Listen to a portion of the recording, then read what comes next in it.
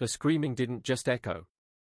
It exploded through the Kentucky mountains at 3:47 a.m., October 13, 1982, and then it stopped. Dead. But the dogs of Harlan County kept howling until dawn, as if they knew something humans refused to face. This wasn't just another quiet night in the Cumberland Mountains. No. This was the night silence fell like a blade, cutting through the darkness, slicing open secrets buried for generations. And what those secrets reveal. A family so twisted, so isolated, that even death certificates couldn't keep up with the bodies. Welcome to Copperhead Hollow. A scar carved deep between two ridges, where the ground oozed with damp rot, where porch boards groaned like they carried the weight of sins too heavy to hide. A place where the water tasted like rust and blood, and the air, thick with coal dust and whispers, felt cursed. Here, the McCready family ruled. A clan so bound by isolation their family tree didn't branch, it tangled, it coiled, it stabbed back at itself like a thorn bush grown wild. By 1980, the McCready compound at the Hollow's dead end was bursting with trailers, shacks, and makeshift shelters that multiplied like fungus after rain. One patriarch, Ezekiel McCready, 6 children, and wave after wave of grandchildren, whose parentage blurred into shadows. Nobody knew who belonged to who. Nobody asked. And yet, county records held a horrifying clue. Between 1975 and 1982, 14 births were recorded. But death certificates? Only 9. Where were the others? Copperhead Hollow wasn't just forgotten by the county, it was abandoned. The gravel road leading in? Left to rot since the 1960s. Mail came only if the postman felt brave enough. Electricity didn't crawl its way into the hollow until 1974, and still, most families clung to kerosene lamps like it was the 1800s. Out of habit, or maybe out of fear. Because in Copperhead Hollow, people didn't talk about what they saw. They buried it. They buried everything. But on that October night in 1982, the screaming ripped the silence wide open. And for the first time, the world outside the hollow caught a glimpse of the nightmare inside. What happened next would prove that sometimes, the scariest monsters aren't born in legends. They are bred in silence. And the McCreadys? They were just getting started. It started with a mistake. A social worker named Margaret Finley thought she could do good. She tried enrolling the McCready kids in school. But what she discovered? It was worse than neglect. Her report, dated September 5, 1981, was a bombshell, children showing severe delays, their minds and bodies warped by isolation and hunger. Stranger still, kids listed as cousins all shared the same haunting facial features. And the youngest? They didn't just shy from strangers. They recoiled from adults like animals trained to fear the leash. Margaret sent her warning up the chain. But her supervisor buried it. His excuse? Mountain families have their ways. And besides, Ezekiel McCready had friends in the sheriff's department. Men who still remembered when his moonshine kept their families alive. In these mountains, silence wasn't cowardice. It was survival. But the land itself started to whisper that something was wrong. Hunters swore game trails bent away from McCready property, as if the animals themselves sensed a predator. The creek turned murky, year-round, clogged with sediment no geologist could explain. And the sounds. On nights when the wind carried just right, neighbors heard noises that didn't belong to any living creature. Groans. Screeches. Something primal, clawing through the dark. By summer of 1982, the McCready kids vanished from sight. The youngest never left the tree line. The older ones appeared only in town to trade animal pelts and jars of clear liquid. They never made eye contact. They never spoke more than a word. They moved with the silence of people who had learned, noise invites attention, and attention invites pain. And here's the question, what would you do if something unspeakable was happening just 5 miles from your home? Would you investigate? Or would you look away, knowing you might be the next name no one mentions again? That question was answered on October 13, 1982. Deputy Sheriff Michael Torres responded to reports of gunshots from the hollow. At first, it sounded like another rough mountain family dispute. But when Torres pulled up near the compound, the truth hit him before he even opened his door. The smell. It wasn't just rot. It was sweet decay, wood smoke, and something so foul it twisted his stomach into knots. This wasn't poverty. Poverty doesn't reek like that. This was something darker. Something that wore poverty like a mask. And what Deputy Torres was about to walk into would haunt him for the rest of his life. The case was so disturbing that Kentucky State Police kept it buried for decades, a nightmare whispered only in break rooms, too dark for rookies to even touch. Torres' boots crunched the gravel as he closed in on the sagging double-wide trailer, its frame bent like a spine snapped in half. His flashlight cut through the dark, then froze. Something darted across the window faster than any human should move. The air hit him like a fist. Metallic. Copper. Fear. That's when 3 children stepped out from behind a rusted pickup. And instantly, Torres knew something was wrong.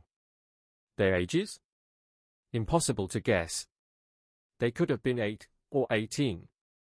Malnutrition, sickness, maybe something worse, had carved their bodies into distorted shapes that made no sense. Their clothes were rags. But their eyes, sharp, feral, and calculating, followed his every move. Predators in the bodies of prey. The oldest, a girl with tangled blonde hair matted with dirt, finally spoke. Her voice was ancient, commanding, like she'd lived 1,000 years in that hollow. Ain't supposed to be here after dark. Granddaddy don't like strangers. Imagine hearing that, knowing you're already too deep to turn back. Torres identified himself, mentioned the reports of gunfire. The children didn't flinch, they exchanged glances, silent messages only they could read. Then the girl tilted her head toward the main trailer, where faint light glowed through shredded curtains. Inside, he heard it. The clink of forks, muffled laughter, the sound of a family dinner. His radio hissed, Unit 7, what's your status? Backup was 40 minutes away. 40 minutes in these mountains might as well have been forever. Torres had a choice, wait, or walk into the dark alone. The children just stood there. Watching. Patient. Predatory. He climbed the steps. Knocked. And instantly, the sounds inside stopped. Total silence. Then, footsteps. Slow. Measured. Like someone enjoying the approach. The door swung open, and Torres was face to face with Ezekiel McCready. The man from decades-old arrest files. Only now, age had chiseled him into something sharper. More dangerous. And when he smiled, Torres froze. His teeth weren't normal. They had been filed to points. Evening, Deputy, Ezekiel rasped, his voice smooth, deliberate. Bit late for social calls, ain't it? Behind him, Torres saw the long dinner table. Steam rose from heaping dishes of meat, filling the trailer with the rich aroma of a feast. But something felt off. The portions. The shapes. The shadows stretched wrong across the walls. And Torres realized, this wasn't just dinner. It was something far, far worse. Inside that trailer, time didn't move like normal, it stopped. The table stretched out like a grotesque stage, shadows bending at strange angles, every figure locked in mid-motion. Forks hovered inches from mouths that had frozen open. Caught in a feast that looked like it had never ended. Torres' chest tightened as he counted, 7 adults, maybe 12 children. But the dim light blurred them together, their limbs and faces almost fusing, until they looked less like people, and more like mannequins waiting to spring alive. Yet their eyes weren't frozen. Their eyes tracked him with razor-sharp focus, dissecting every twitch of his body the way a predator studies prey. He forced the words out. Just checking on reports of gunshots. Making sure everyone's safe. His hand brushed his service weapon without him realizing, instinct screaming louder than training. Ezekiel's grin widened, filed teeth glinting like blades. Safe as houses, Deputy. Just doing a little night hunting. These mountains, they are full of things that only come out after dark. The words slid into the air like poison, heavy, lingering, impossible to shake. Torres wanted to push back, assert his authority, search the property.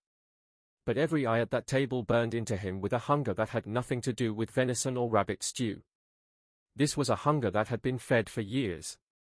A hunger that no badge, no law, could ever hope to control. He began to back away. Slow. Careful. His pulse pounding against his ribs like a war drum. And then, he saw it. Half buried in the dirt behind the trailer, a child's bicycle. Purple frame. Silver streamers fluttering in the mountain breeze. Torres froze. He knew that bike. It belonged to Amy Chen, age 7.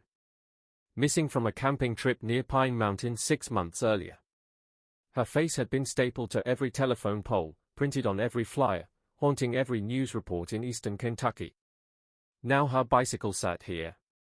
Its tiny wheels still spinning, as if her ghost had only just let go. For nearly 20 years, families were told the same story: your child wandered off, your child fell, your child drowned in the mountains. But Torres now knew the truth. Those children hadn't been lost. They had been found. 23 missing kids. Ages 5 to 12. Vanished from campsites, trails, roadside pull-offs. No bodies, no evidence. Just grief and silence stretching back to 1964. And now, he was staring straight into the nightmare that swallowed them. Torres climbed into his patrol car and called for backup, voice tight, ordering state police to send reinforcements. But even as he spoke, his gut screamed something was wrong. Shapes shifted in the dark, circling. The McCready children had come out of hiding. And they weren't playing. They moved with eerie precision, silent, coordinated, like a pack of wolves stalking prey. His headlights caught their eyes, glowing, unblinking, hungry. Then she appeared. The oldest girl. Blonde hair knotted, face pressed against his passenger side glass. And in the green glow of his dashboard lights, Torres' blood ran cold. Her teeth filed into razor-sharp points. Just like her grandfather. She mouthed words through the glass he couldn't hear. But the meaning was unmistakable. "You're not leaving this hollow tonight." His radio erupted into static, hissing so loud it felt alive. No matter how he twisted the dial, dispatch was gone. Cut off. Trapped. And then the rocking started. Soft at first. Almost playful. But then harder. Louder. The patrol car shuddered as the children slammed it in unison, claws dragging across the doors, eyes gleaming like nocturnal predators. Torres pulled his service weapon, hands trembling. But how do you aim a gun at children? Even children who weren't human anymore? Their innocence was gone. Replaced by sharpened nails, sharpened teeth, and sharpened instincts. As the car shook beneath him, a memory surfaced. Police Academy lectures about the Sornabin clan of 16th century Scotland, a family of cannibals who hunted travelers in the shadows for decades. Back then, he thought it was folklore. A cautionary tale of isolation twisting humanity. But staring into the hollow tonight, Torres realized the truth. Some horrors don't stay buried in history. They crawl forward. They evolve. And the McCreadys weren't just history repeating itself. They were history alive. Torres snapped a photo, hands trembling despite years of training. The silver streamers flickered in the night air like fingers beckoning him deeper into the hollow's nightmare. And in that single moment, mountain eccentricity became something far darker. This was no isolated family secret. This was a pattern. A trail of children disappearing for nearly 2 decades. A corridor of vanishing lives stretching from Harlan County through Pike and Floyd. And every missing child's path led straight into Copperhead Hollow. Detective Morrison's report, written weeks later, would confirm the unthinkable. The McCreadys weren't just killers. They were hunters. Inside their compound, investigators found the belongings of at least 15 missing children, clothes, toys, even drawings. drawings that showed hunting techniques designed specifically for capturing kids. But on that October night, Torres didn't have that evidence. He only had his instincts, screaming that he had stumbled into evil older than the mountains themselves. The singing began. The children stopped rocking his car and started harmonizing in a language thick with dialect, sweet, eerie, impossible. Voices that bent in ways no human throat should bend. It wasn't just a song. It was a weapon. A lullaby designed to weaken prey. And Torres realized with a shiver, this was how they lured the lost kids out of campsites. Songs that sounded like comfort. Promises of warmth. The kind of melody a child would follow into the dark. What kind of family teaches its children to hunt other children? And what kind of society looks away long enough for them to perfect it? The harmony grew louder, pulling at his eyelids, dragging him toward sleep despite the adrenaline roaring in his veins. That's when he saw the lights. Not headlights. Not backup. Torches. Through the trees came the adults of the McCready clan, torches in hand, moving in perfect silence. Their flames scattered shadows across the forest, turning every tree into a shifting figure, every branch into a claw. Torres counted 12, maybe more, encircling him. This wasn't chaos. This was choreography. A ritual perfected over generations. The radio in his cruiser had gone from static to silence. No signal. No lifeline. No hope of rescue. 40 minutes away, backup might as well have been 40 years. And then he saw him. Ezekiel McCready. Emerging from the largest trailer, torchlight catching on the filed points of his teeth. In his hands, a modified hunting rifle, its barrel cut short, its wooden stock carved with symbols that seemed to writhe in the firelight. And he wasn't alone. A tall, gaunt woman followed, her hair iron gray, her face long and skeletal. Her eyes locked on Torres with an expression colder than the rifle itself.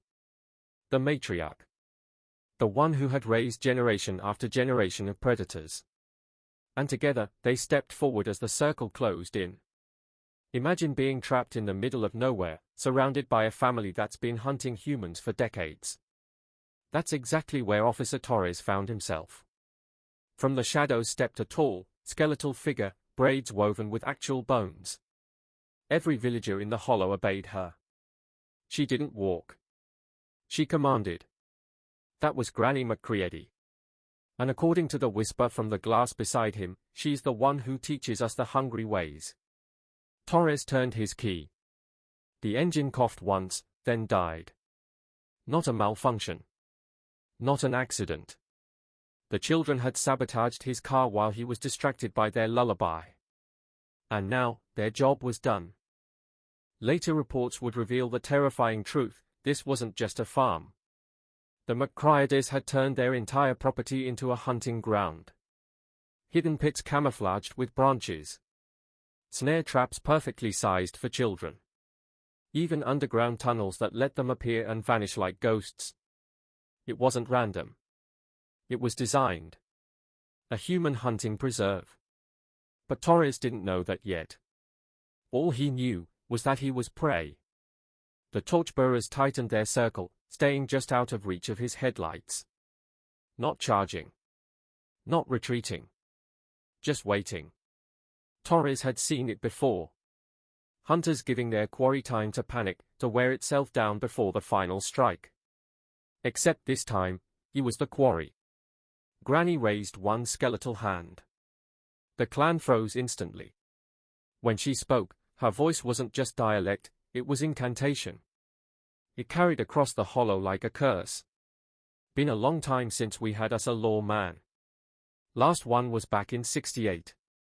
Torres felt his blood run cold. Because he knew that story. Trooper Daniel Kellerman. The state trooper who disappeared investigating missing campers in Daniel Boone National Forest. His cruiser found abandoned. Doors open. Radio still crackling with unanswered calls. The official record said, missing, presumed dead. But standing there, Torres realized, Kellerman hadn't vanished. The McCreadys had taken him. And now? They were ready to take another. Danny Kellerman hadn't vanished in some tragic hiking accident. He had been hunted. Granny McCready's voice carried across the hollow like a sermon from hell. Danny fought real good, she croaked, her tone lined with respect. Took 3 of the boys to bring him down. All muscle and gristle. You, her bony hand pointed toward Torres. Look like you might be more tender. The children were gone, vanished without a sound. Torres knew what that meant. They weren't retreating. They were repositioning, sealing off his escape like wolves closing in on their kill. The McCreadys weren't just a family. They were an ecosystem of predators. And now, they were circling him. The torchbearers began moving again, shrinking the circle around his patrol car with terrifying patience. Torres realized the truth: his badge, his gun, his uniform, none of it mattered here. In this place, law was replaced by hunger. He made his decision in the space between 2 heartbeats. He wouldn't die boxed in like an animal. With one violent motion, Torres kicked open his door and dove into the darkness. The torchlight behind him flared as the clan adjusted, but he melted into the shadows, crawling through dips in the ground, every nerve screaming survival. It was a desperate gamble. But that gamble saved his life, and uncovered something far more horrifying. The earth beneath his boots wasn't natural. It shifted strangely, soft in some places, too solid in others. Within minutes, his weight punched through what looked like firm ground. He plunged knee-deep into a concealed pit. No, a tunnel entrance. His light flickered weakly across the opening, and what it revealed nearly stopped his heart. A labyrinth. Hand-dug but reinforced with scavenged timber and twisted sheets of corrugated metal. A honeycomb sprawling beneath the hollow. It connected every trailer, every outbuilding, every trap on the McCready property. Worse still were the chambers branching off the main passage. Small. Crude. Sealed with heavy wooden doors. Each one fitted with primitive ventilation shafts. Cells. Torres stumbled back, bile rising in his throat.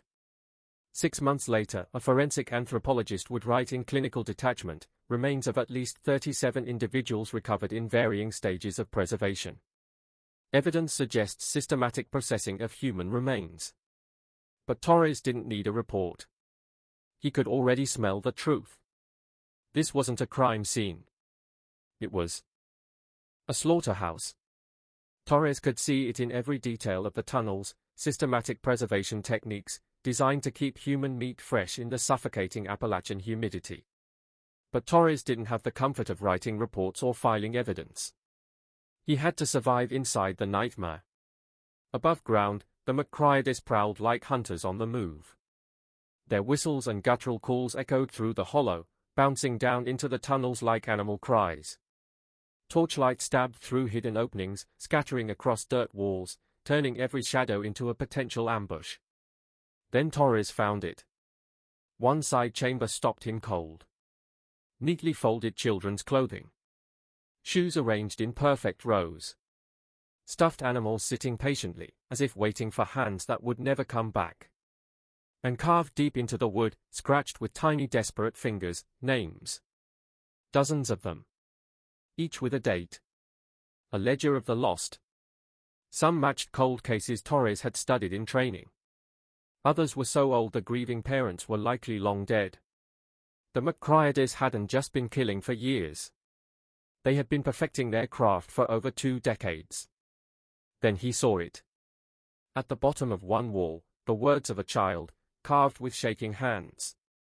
My name is Tommy Walsh. Today is my birthday. I am 8 years old. If someone finds this, tell my mom and dad I love them. I'm sorry I went with the singing lady. Dated, August 12, 1979. Torres staggered back. He remembered that name. Tommy Walsh, gone missing during a camping trip in Daniel Boone National Forest. His parents had bankrupted themselves chasing psychics and investigators, never knowing their boy had lived long enough to etch a goodbye into these walls. Torres clenched his jaw. This was no accident. No curse. No legend. This was a family empire built on the bones of children. Above ground, the search closed in. Footsteps thundered. Voices barked orders. Someone mentioned smoke, flood the tunnels, choke him out like an animal. Another voice hissed about the dogs. Torres frowned. He hadn't seen any dogs. Then the truth hit. Granny McCready's voice rang out, chilling and triumphant. Turn loose the young ones. They know these holes better than anybody. And they can smell fear from a mile away. What Torres heard next didn't belong to humans. High-pitched yips. Snarling laughter. Giddy, starved excitement echoing through the tunnels. The children weren't missing. They were coming. Imagine being trapped underground, and the predators hunting you are children raised to kill. Torres wasn't facing criminals. He wasn't facing animals. He was facing something far worse, kids who had been bred and trained for one purpose only, the hunt. They poured into the tunnels with terrifying speed. The sound wasn't footsteps, wasn't crawling, something in between, a skittering nightmare that made Torres's spine lock in primal fear. These weren't kids anymore. They were predators perfectly adapted to the dark. Their world wasn't the trailers above ground. That was camouflage. This underground maze, this kingdom of shadows, was their true home.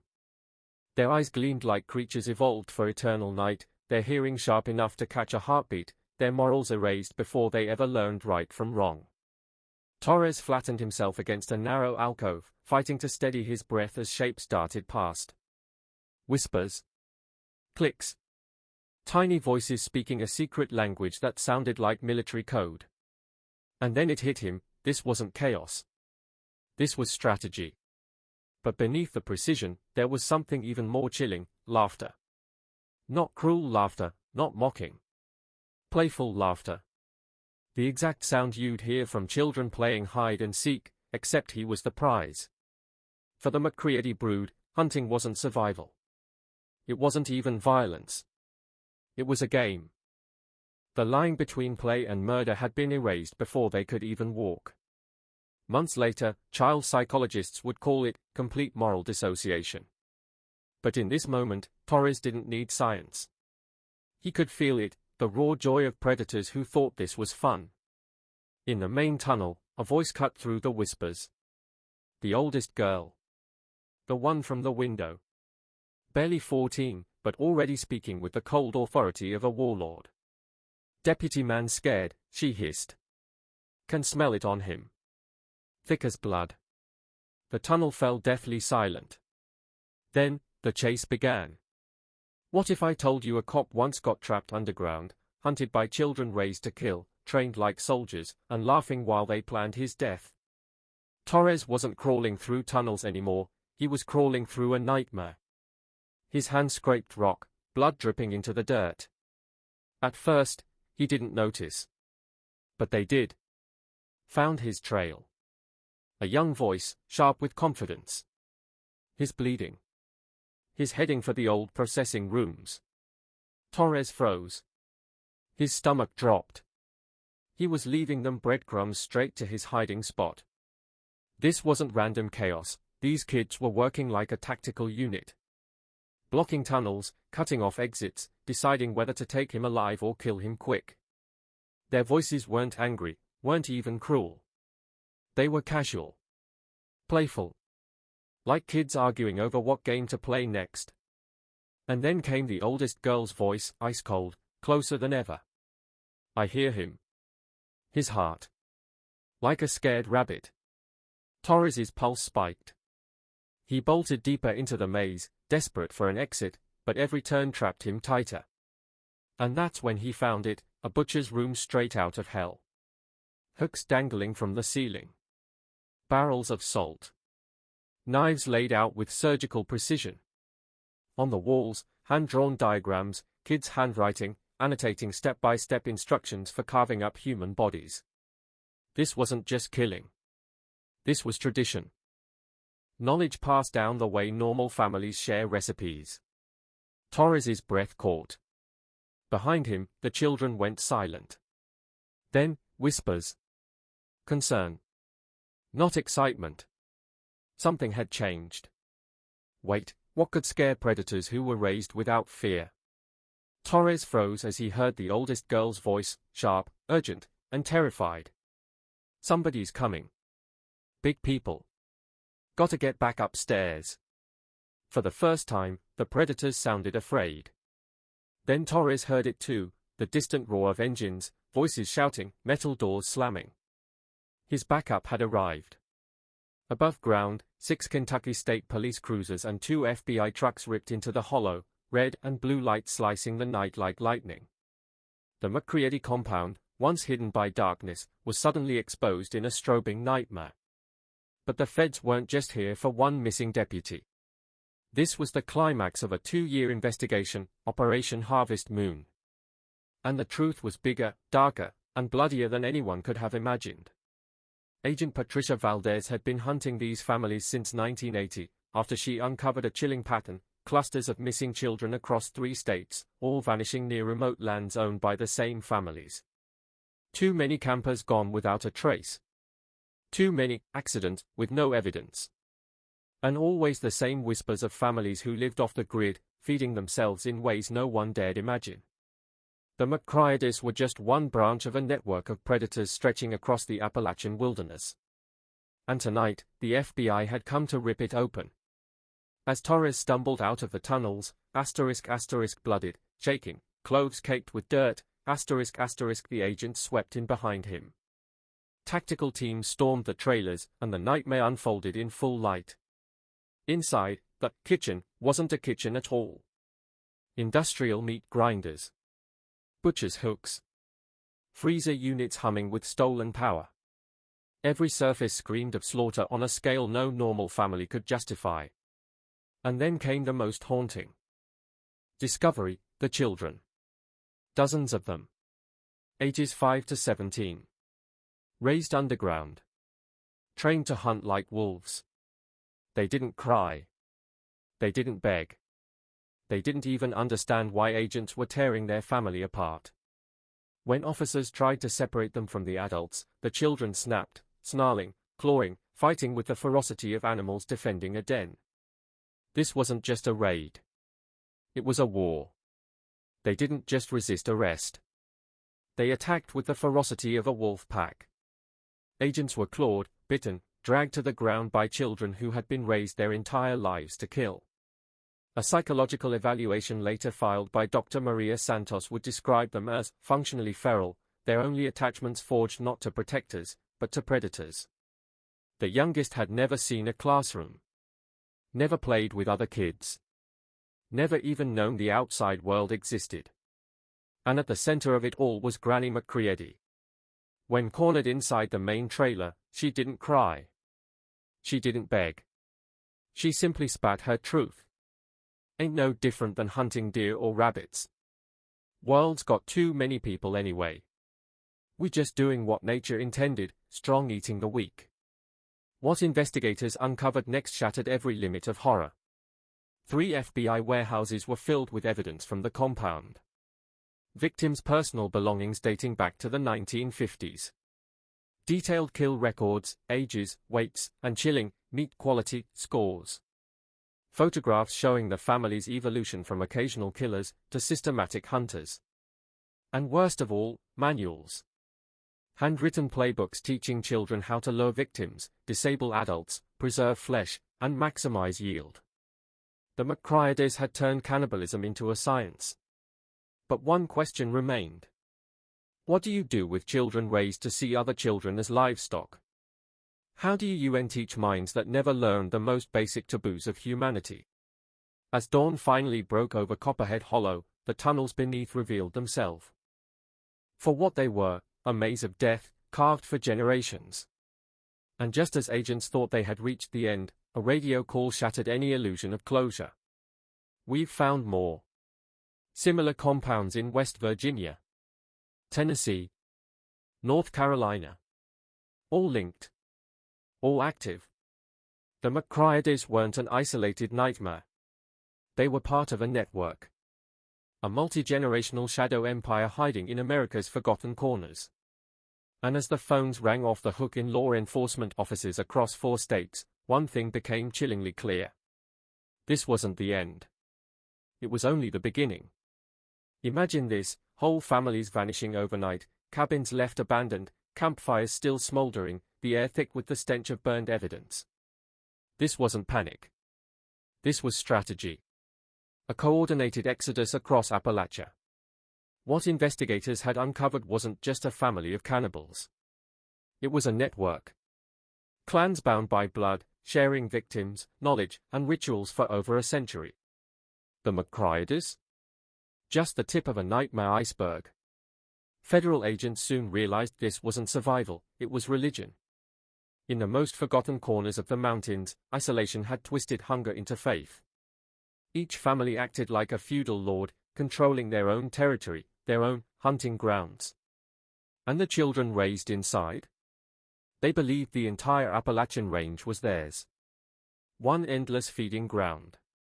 Investigators found evidence of an underground communication system more advanced than anyone expected. Coded ads in local newspapers. Secret messages tucked inside post offices. Illegal CB radio transmissions carrying warnings through the hills. When the McCready compound fell, the alarm spread within hours. And then came the report, March 1983. The FBI and ATF confirmed at least 7 connected clans across Kentucky, West Virginia, Tennessee, and North Carolina. Each group had perfected its own style of hunting. The Buchanan clan in West Virginia stalked hitchhikers on the loneliest stretches of I-77. The Crowley family in North Carolina targeted backpackers along the Appalachian Trail. Others set traps in camping sites, pulled lone travelers into forests, or vanished entire families from remote scenic routes. Different strategies. Different hunting grounds. But the same chilling rulebook. Isolate. Law. Kill. Erase. What made it even more terrifying? This wasn't chaos. It was order. A network that moved like a living organism, shifting pressure, rotating territories, keeping their secret alive for generations. And for every compound the FBI shut down, another family was already preparing the next feast. The reason this network stayed hidden for so long wasn't luck, it was precision. They didn't hunt recklessly. They hunted strategically. Victims were carefully chosen. Runaways nobody would report missing. Drifters with no paper trail. Tourists who hadn't told anyone their plans. By the time families filed missing persons reports, the crimes had already happened hundreds of miles away. The patterns never lined up. The trail always went cold. But the real horror wasn't just what investigators found, it was what they rescued. Children who had never read a book. Never gone to school. Never been taught right from wrong. Psychologists described them as conditioned predators. They didn't even understand why society considered their way of life wrong. Dr. Amanda Foster, who worked with some of them, wrote, "They don't view cannibalism as evil. To them, it's just family tradition." And then came the interview that cracked the entire network wide open. October 20, 1982. Ezekiel McCready, one of the elder leaders, sat across from investigators and said, "Been doing this since my granddaddy's time. He learned it from his granddaddy, from the old country. Ain't nothing new about it. Just folks taking care of their own when times get hard." The old country. That phrase triggered historical research, and what they found was chilling. Evidence of similar practices in rural Scotland and Ireland during the 18th and 19th centuries. The very regions many Appalachian settlers had emigrated from. This wasn't a desperate response to modern poverty. It was heritage. A cultural tradition of predation, preserved and refined across centuries. So the question became, how do you dismantle a way of life that's lasted for over 100 years? The answer was Operation Mountain Sweep. A massive, coordinated law enforcement strike designed to hit every known clan at once. Because if they didn't move fast, the entire network would simply vanish back into the mountains. Operation Mountain Sweep began at exactly 4 a.m. on November 15, 1982. 17 locations. For states. The largest coordinated law enforcement strike in Appalachian history. And what they uncovered was far worse than anyone expected. This wasn't just a handful of deranged families. It was a civilization. A network that had been thriving for over a century. What started as desperate survival tactics during the hardest winters of early settlement had transformed into a sustainable lifestyle of predation, passed down like heirlooms, claiming hundreds of victims across multiple generations. The evidence filled an entire FBI warehouse in Quantico.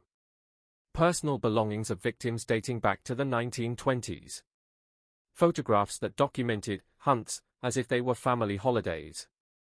Genealogical charts showing over 200 individuals across 12 interconnected family groups, all bound by blood, marriage, and a shared methodology of killing. But the most disturbing discovery wasn't in the records, it was alive. 47 children. Some just infants. Some teenagers hardened into hunters. Many had never seen electric light. Some spoke only in a strange hybrid dialect, part archaic English, part untraceable invention of the clans. All of them had been raised to believe that hunting humans was as natural as raising livestock. Dr. Patricia Henley, the clinical psychologist, assigned to evaluate them, put it simply in her report. These subjects are not insane. They are not delusional. They are the products of a closed system where cannibalism was normalized.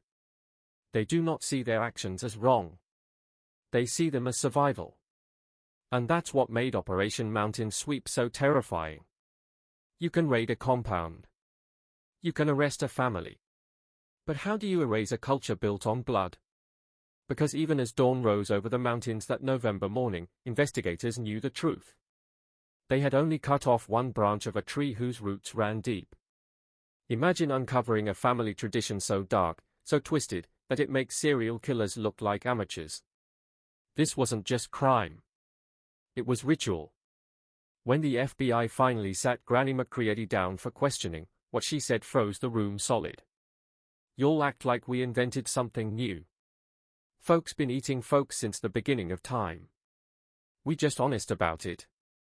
Wait, what? She wasn't confessing. She was bragging. And that's when investigators realized this network didn't see themselves as criminals.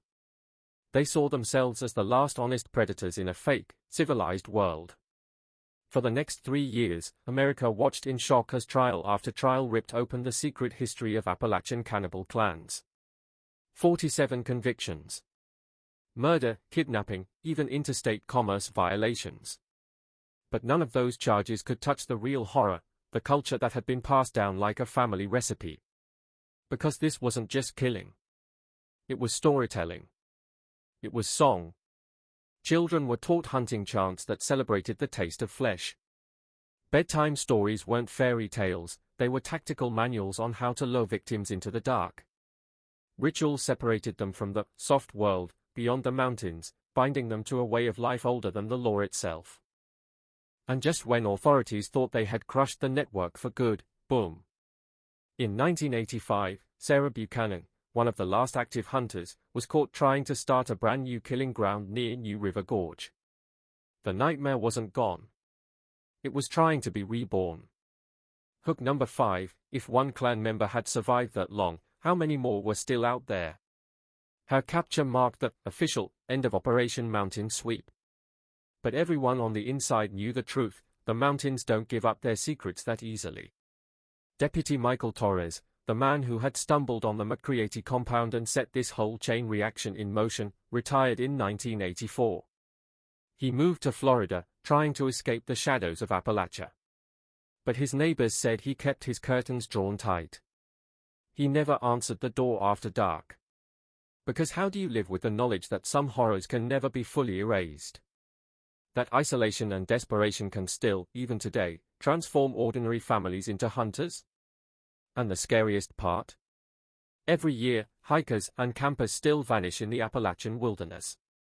Are they just lost, or is the hunger still alive?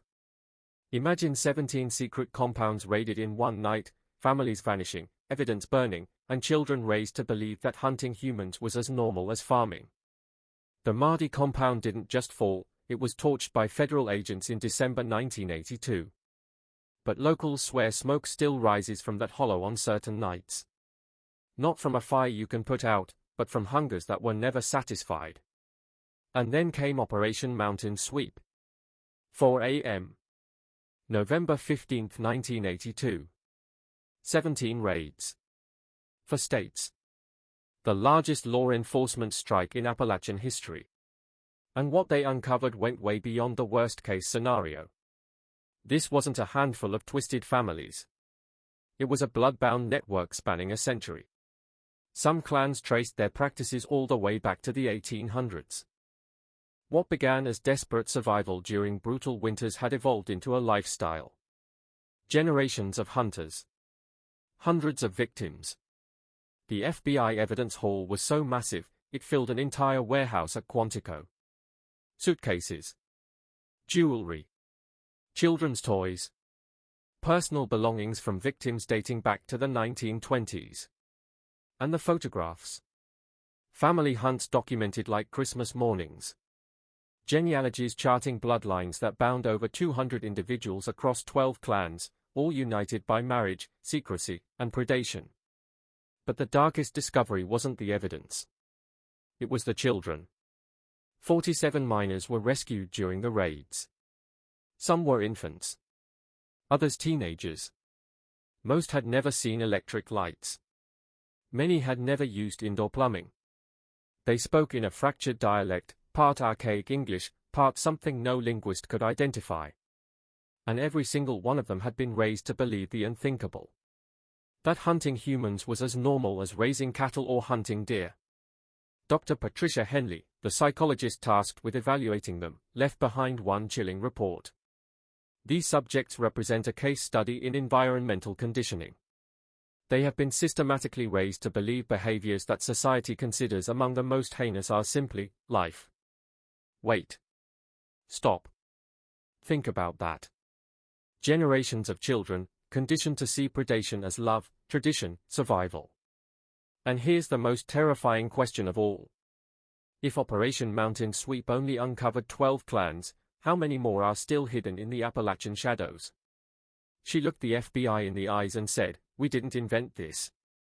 Folks been eating folks since the beginning of time." Routine family activities? For these clans, that meant something unthinkable, an inherited hunger passed down like an heirloom. When investigators interrogated the adults, reactions split. Ezekiel McCready sat confused, struggling to understand why courts called his way of life a crime. But others weren't confused, they were cunning. They gave investigators just enough information to stall, while protecting anyone in the network who might still be free. And then came the interview no one ever forgot, Granny McCready. The matriarch. The architect. The keeper of the oldest secrets. On November 20, 1982, she leaned in and delivered the line that froze agents in their seats. "You'll act like we invented something new. Folks been eating folks since the beginning of time. We just honest about it. At least we don't pretend we're civilized while we're doing it." Wait. What? The trials dragged on for 3 years, producing 47 convictions, murder, kidnapping, even violations of interstate commerce laws. But here's the chilling truth, the law only punished the people. It couldn't touch the culture. Because deep inside the case files, investigators found something worse than the crimes themselves. The families had documented everything. Songs taught to children about successful hunts. Stories passing down ambush tactics. Rituals that cemented their divide from the soft world outside the mountains. This wasn't just survival. It was tradition. And then, 1985. Sarah Buchanan, the last known active member of the network, was caught trying to set up a new hunting ground near the New River Gorge. Her arrest closed the book on Operation Mountain Sweep. Or did it? Because investigators admitted something terrifying: other families, isolated, hidden, unnamed, could still be out there, keeping the hunger alive. And what about the man who started it all? Deputy Michael Torres, whose discovery of the McCready compound triggered the investigation, walked away from law enforcement in 1984. He moved as far from the Appalachians as possible, Florida. But neighbors said he lived like a hunted man. Curtains always drawn. Never answering the door after dark. And that raises the most terrifying question of all. What do you do when the horror isn't gone, just waiting, hungry, in the places we don't dare to look?